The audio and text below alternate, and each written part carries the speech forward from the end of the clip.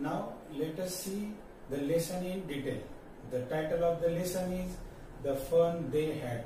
Here, the fun they had. The fun means enjoyment, and they had here the pronoun they is used for the students of 19th and 20th century, and Margie and Tommy are the representatives of 22nd century. जे मार्जी आणि Tommy जे आहेत ते 22व्या शतकाचे प्रतिनिधी आहेत, विद्यार्थी प्रतिनिधी आहेत. म्हणजे ते आणखी 135 ते 40 वर्षानंतरचे ते विद्यार्थी असतील आणि त्यांची शाळा कशी असेल, ते काय करतील, तर त्याचं आता इथे वर्णन लेखकाने दिलेलं आहे, ते आता आपण बघणार आहोत. Now let us see in detail. Main character of this story is first is Margie. Margie is 11 years old and another character is Tommy. Tommy is 13 years old. They are friends as well as neighbors and students. Now see in detail. Margie even wrote about it that night in her diary. मार्जीने त्या दिवशी आपल्या रोजनिशीमध्ये एक नोंद केली. काय नोंद केली बघा ती. On the page headed 17 May 2157 she wrote, "Today Tommy found a real book." आणि ते 17 मे 1957 तारीख नीट लक्षात घ्या. 17 मे 1957 रोजी च्या रोजनिशीच्या पानावर, म्हणजे त्याच दिवशी हा प्रसंग घडतो आहे. ज्या दिवशी घडला त्याच दिवसाच्या पानावर ते लिहिते आहे की त्या दिवशी तिने आपल्या डायरीमध्ये नोंद केली. काय नोंद केली, काय तर today Tommy found a real book. टॉमीला खरे पुस्तक सापडले. परंतु खरे पुस्तक असा त्याचा अर्थ नाही, तर इथे अर्थ आहे छापीव पुस्तक सापडले. की छापलेले पुस्तक जे आहे, छापीव पुस्तक आपण जी वापरतो सध्या, त्यांनी रिअल बुक असं उल्लेख केलेला आहे. मग आता त्याला रिअल बुक का म्हटलेलं आहे, we will come to know it afterwards. It was a very old book. ते अतिशय जुनं पुस्तक होतं. जेव्हा सापडलं टॉमीला तेव्हा ते खूप जुनं होतं. ओल्ड. Old is adjective. त्याचा अपोजिट वर्ड काय, ओल्डचा अपोजिट वर्ड ओल्ड. त्याचा अपोजिट वर्ड आहे न्यू. तर त्याला एक अतिशय जुनं पुस्तक त्याला सापडलं. Margie's grandfather once said that when he was a little boy, his grandfather told him that there was a time when all stories were printed on paper. Sentence is large one, मोठं sentence आहे, पण नीट समजून घेऊ आपण. मार्जीला त्या रोजनिशी मधल्या त्या नोंदीच्या निमित्ताने तिला एक प्रसंग आठवला. काय प्रसंग आठवला, एकदा तिच्या आजोबांनी तिला असं सांगितलं होतं. मीन्स मार्जीज ग्रँडफादर वन्स, एकदा मार्जीचे आजोबा तिला असे म्हणाले होते. काय म्हणाले होते, दॅट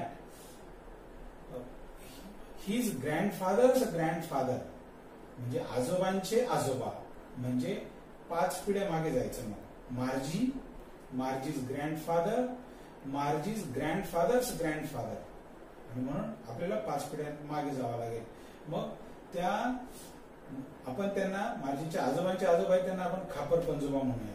तर एकदा मार्जीच्या खापर पंजोबांनी तिच्या आजोबांना असं सांगितलं की त्यांच्या काळामध्ये, म्हणजे त्या खापर पंजोबांच्या काळामध्ये पुस्तकं जी आहेत किंवा गोष्टी ज्या आहेत त्या कागदावर छापल्या जात असत. It was very surprise for Tommy and मार्जी.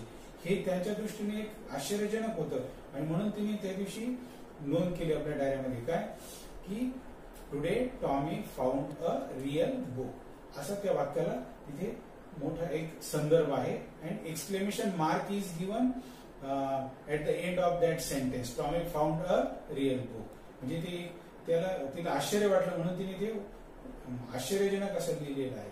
Now third paragraph. They turn the pages which were yellow and crinkly. Now Tommy and Margie, they are observing the book. ते पुस्तक बघतायत, आणि मग बघितल्यानंतर they are observing the book, ते पुस्तकाचं observation करतायत आणि which were yellow and crinkly. When they observed that book, they found the pages of the book yellow and crinkly. ते पिवळे पडलेले होते, मळलेले होते आणि त्याचबरोबर they were crinkly. crinkly. crinkly means चुरगळलेले असणे. having many folds. त्याला खूप घड्या वगैरे पडले. and it was awfully funny to read words that stood still instead of moving the way they were supposed to on a screen. And when they observed that book, they found it very awfully funny. Awfully funny means very interesting. त्यांना ते पुस्तक पाहताना खूप त्यांना मजा आली. ते पाहायला खूप आश्चर्य वाटलं त्यांना. का आश्चर्य वाटलं? कारण त्यांना जी 1957 साली ती जी पुस्तकं हातात आहेत तर त्यांची ती पुस्तकं वेगळी आहेत आणि ही पुस्तकं वेगळी आहेत. या पुस्तकांमध्ये त्यांना काय दिसून आलं की स्क्रीनवर त्यांची पुस्तकांचे जे शब्द आहेत ते स्थिर राहतात ते तिथे, आणि इथे मात्र ते प्रिंटेड होते. Now they are comparing their books and old books, and then when they turned back to the page before, it had the same words on it that it had when they read it first time. And what they observed, they found that some words were repeated on the pages.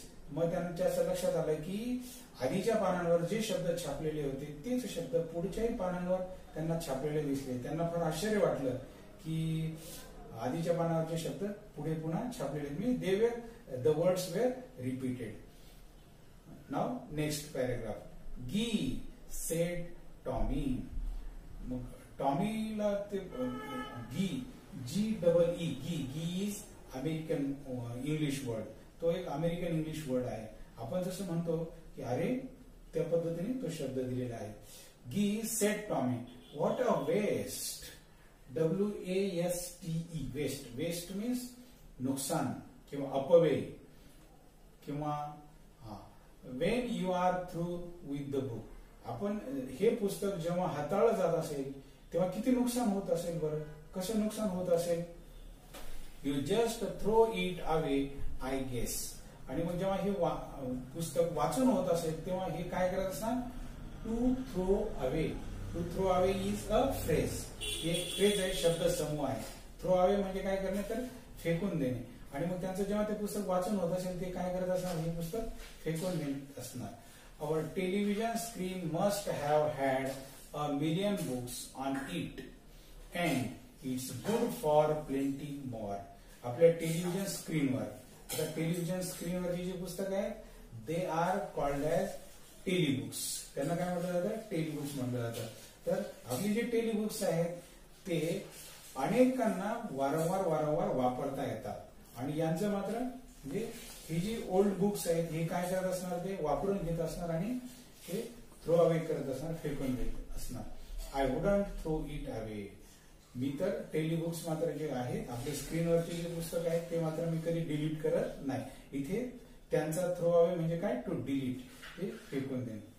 Same with mind sed मार्जी. मार्जी म्हणते की हो मी पण नाही कधी तसं करत. Same माझ्या बाबतीत तसंच आहे, मी पण कधी डिलीट करत नाही. She was 11 and hadn't seen as many telebooks as Tommy had. Here I have already told you, Margie is also one of the main characters in this story. She is 11 years old. आणि मग ती म्हणते की मी पण कधी असे पुस्तक वगैरे फेकत नाही, मी पण पुस्तकं सांभाळून ठेवतो. फक्त एकच, she is 11 years old, Tommy is 13 years old. Margie लहान आहे त्यामुळे तिने टॉमी इतके पुस्तक अद्याप हाताळलेले नाही. He was 13, Tommy was 13. Tommy हा 13 वर्षाचा होता. She said, where did you find it. मग आता मार्जी टॉमीला विचारते काय विचारते, where did you find it. बर, दिस इज WH क्वेश्चन. ते एक प्रश्नार्थक वाक्य आहे आणि तो WH क्वेश्चन आहे. ती त्याला विचारते बरं हे तुला कुठे सापडलं. नाव he says in my house. तो म्हणतो की माझ्या घरात सापडलं. He pointed without looking because he was busy reading. आणि Tommy was busy in reading that book.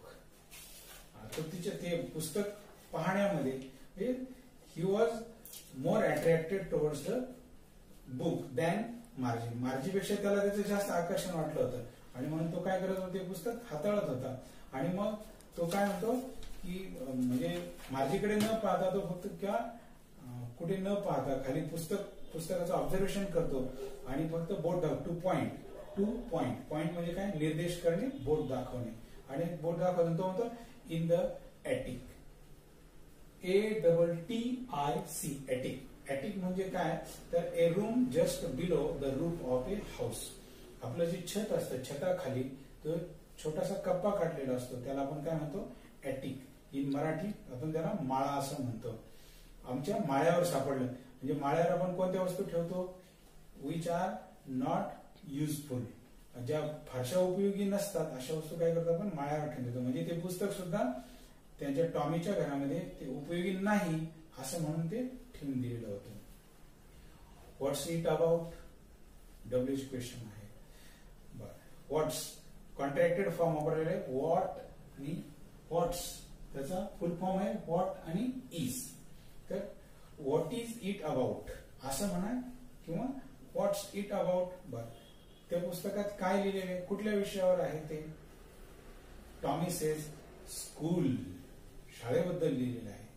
मार्जी was scornful when Tommy told that there is description of school. Tommy जेव्हा मार्जीला सांगतो की त्या पुस्तकामध्ये शाळेबद्दल लिहिलेलं, शाळेचं वर्णन दिलेलं आहे, त्यावेळेस मार्जीला लगेच काय झालं, मार्जीच्या मनामध्ये राग निर्माण झाला, तिला राग आला. SCORNFUL स्कॉर्नफुल म्हणजेच काय तर हेटफुल. तिला लगेच तिच्या मनावरती तिला राग आला. मग आता ती कसं म्हणते बघा, school interrogation mark is given here after school. School या शब्दानंतर प्रश्नचिन्ह दिलेलं आहे, त्यामुळे तो कसा उच्चारावा लागेल आपल्याला, रायझिंग टोनने उच्चारावा लागेल.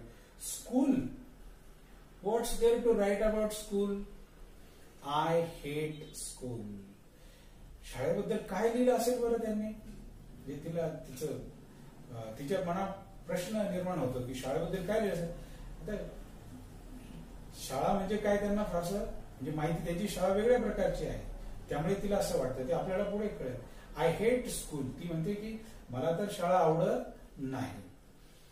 हेट, HATE हेट, हेट तिरस्कार करणे आणि त्याचा अपोजिट वर्ड आहे लव म्हणजे आवडणे.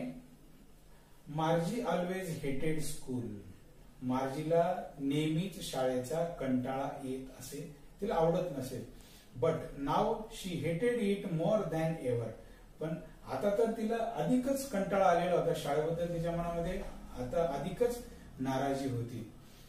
का, त्याचं रिझन दिलेलं बघा. The mechanical teacher had been giving her test after test in geography and she had been doing worse and worse until her mother had shaken her head sorrowfully and sent for the county inspector.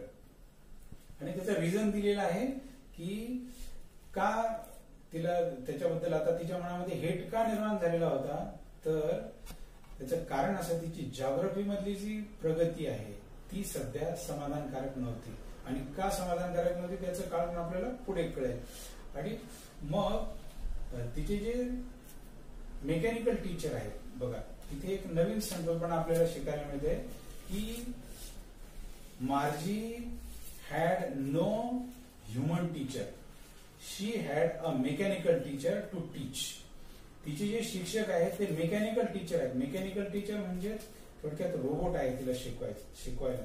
आणि म्हणून आणि काय करायचं तो mechanical teacher भूगोलाचे सारखे एका पाठोपाठ एक सारखे असे तिला स्वाध्याय द्यायचा. आणि कधीपर्यंत स्वाध्याय दिले, जोपर्यंत तिच्या आईच्या लक्षात येत नाही आणि आई जोपर्यंत त्या विषयाकडे बघत नाही तोपर्यंत त्या मार्जीला तो जो मेकॅनिकल टीचर आहे तो सारखा स्वाध्याय देत राहिला आणि परंतु त्या आईच्या जेव्हा लक्षात आलं की त्याची मार्जीची फारशी भूगोलामध्ये फारशी प्रगती नाही, त्यावेळेस मग ती काय करते, she sent for the county inspector.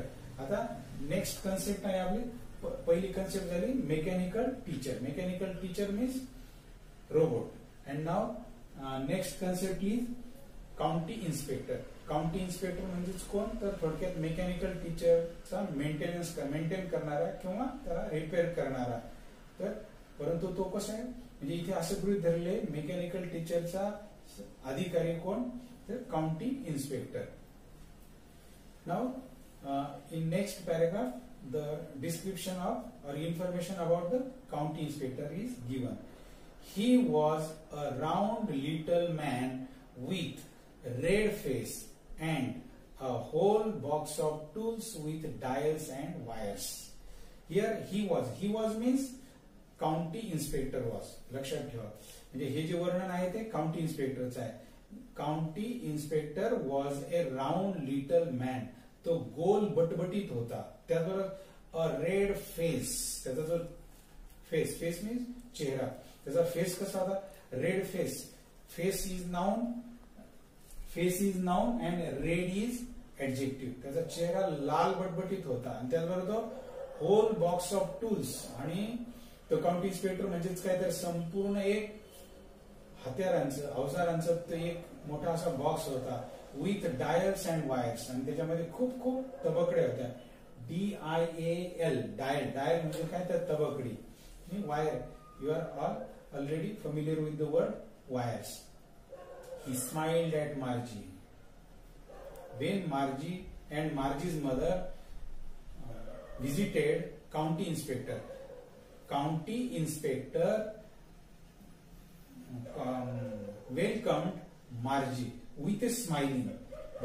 County inspector कडे मार्जी आणि तिची आई गेल्यानंतर तो काउंटी इन्स्पेक्टर हसत हसत तिचं स्वागत करतो. And gave her an apple. आणि त्याचबरोबर त्याने काय केलं, मार्जीला खुश करण्यासाठी एक सफरचंद सुद्धा दिला. Then took the teacher apart. आणि मग त्याने to take apart, this is verbal phrase. ही एक फ्रेज आहे, लक्षात ठेवा, शब्दसमूह आहे. त्याचा अर्थ असा आहे भाग वेगवेगळे करणे, सुटे करणे.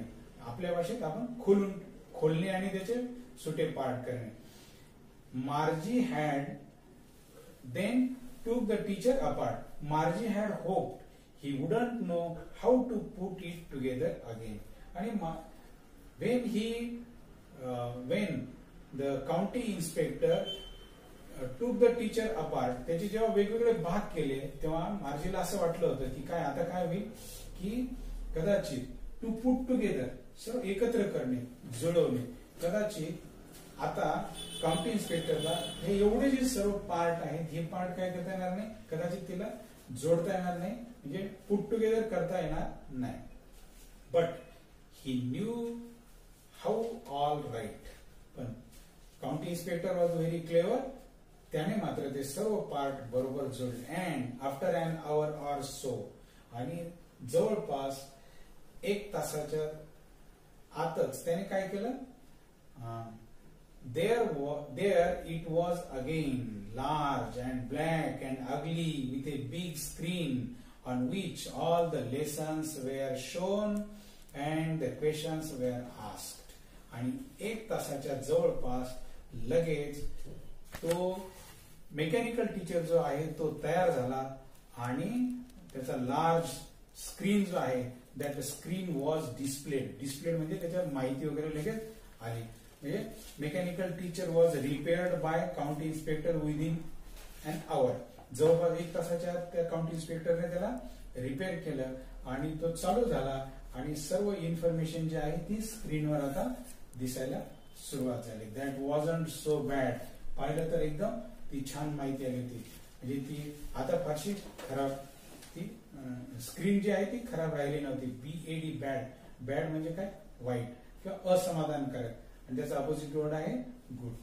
The part Margie hated most was the slot where she had to put homework and test papers. Now mechanical teacher was ready for service. आता तो मेकॅनिकल टीचर तो आता दुरुस्त झालेला आहे, त्याचं काम सुरू झालेलं आहे. आणि मग मार्जीला त्या मेकॅनिकल टीचरचा सर्वात न आवडणारा भाग जर काय होता, हेट, HATE, हेट, तिरस्कार करणे, न आवडणे. न आवडणारा भाग काय होता, तर तो त्या मेकॅनिकल टीचरचा स्लॉट जो असतो, slot, what is mean by slot, SLOT, slot. Slot म्हणजे खाच किंवा खोबणी. आपण कॉम्प्युटरला जिथे पेन ड्राईव्ह जोडतो त्या भागाला स्लॉट असे म्हणतात. आणि मग त्या स्लॉट तो त्याला आवडत नसे. का आवडत नसे, की तिला तिथे त्या स्लॉट मध्ये तिचं होमवर्क जे आहे ते होमवर्क आणि टेस्ट पेपर जे आहे ते तिला तिथे सबमिट करावे लागायचे. म्हणजेच थोडक्यात पेन ड्राईव्ह मध्ये वगैरे घेऊन आणि ते त्याला सबमिट करावे लागायचे. त्यामुळे तिला ते आवडत नव्हतं. She always had to write them out in a punch code.